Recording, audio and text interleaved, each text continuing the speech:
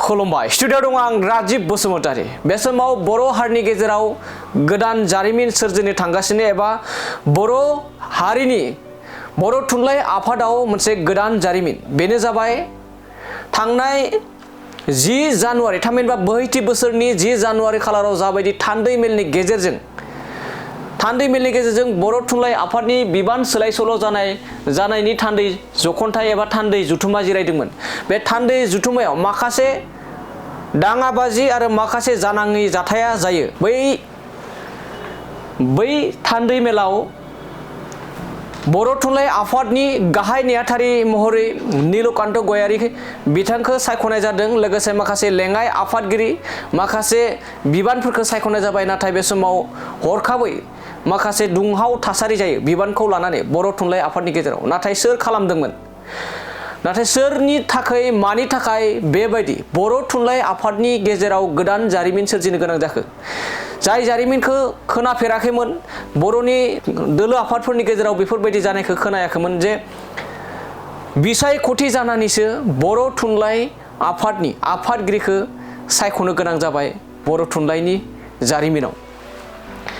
बे समाव बे लाइजामनि गेजेरजों माखासे लाइजाम जोंनियाव सफैदों। बे लाइजामनि गेजेरजों मानिना नोंथांमोननो फोरमायहरनाय जायोदि थांनाय 9, 10 आरो 11 जानुवारि 2022 इंराजि अक्ट'आव चिरां जिल्लानि बिजनी बारलागावनि थेंफाख्रि फोथाराव जानाय बर' थुनलाइ आफादनि 65थि बोसोरसालिया जथुमानि 10 जानुवारि 2022 इंराजि अक्ट'नि नैथि थान्दै जथुमायाव 2022 निफ्राय 28 इंराजि मायथाइ मावसमनि थाखाय मिरु बर' थुनलाइ आफादनि गोदान मावफुं आफाद थान्दै जखन्थाइनि सामलाय आफादगिरिनि दैदेननायाव जानाय थान्दै जुथुमनि जोबथा समनि 2 नं थांखि बायदियै गाहाय नेहाथारिनि बिजाथि मुस्रि नीलकान्त गयारी, लेङाइ आफादगिरि आइजोनि थिखानाय खथानि बिजाथि थरेना नीलिमा बसुमतारी आरो नेहाथारि आइजोनि थाखाय थिखानाय बिजाथि मुस्रिमा सोरजिला औवारी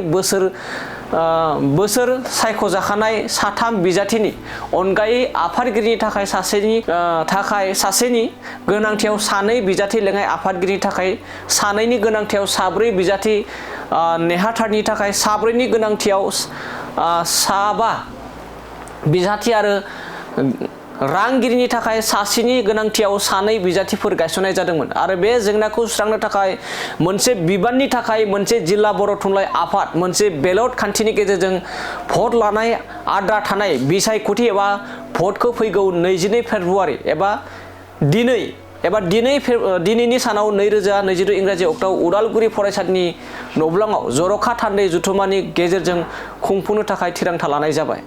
बेनिखायनो मानिना नोंथांखौ बै सानखालि मख'नाय थावनियाव थि समाव फैनानै बे बिसायख'थिखौ खुंफुंना होनायाव रिटार्निं मावख'गिरिखौ मदद होनो थाखाय नोंथांखौ बिसायख'थि मावख'गिरि हिसाबै थिसननाय जाबाय। नंगौ, बे समाव रिटार्निं मावख'गिरि महरै बिथांखौ थिसननाय जाबाय होननानै बे समाव फोरमायदों। थांनाय जिबायदि 9, 10, 11 बे खालाराव खुंफुंनायनि गेजेरजों जाय बिथांमोनखौ बिबानगिरि महरै अलरेडि सायख'खाबाय, बिथांमोना जेरै दं एरैनो थागोन। नाथाय बिथांमोन सायख'खांनायनि उनाव जाखिनि आद्रा दं, बै आद्राखिनिखौसो दिनै उदालगुरि जिल्लानि नब्लाङाव बिसायख'थिनि गेजेरजों मिरु बर' थुनलाइ आफादनि आफादगिरिनिफ्राय लानानै माखासे आद्रा थानाय सायख'नो गोनां आद्रा थानाय बिजाथिफोरखौ बे समाव एबा बिबानगिरिफोरखौ दिनैनि सानाव बिसायख'थिनि गेजेरजों बे समाव सायख'नाय जागोन। बे समाव फिन फोरमायबावोदि थांनाय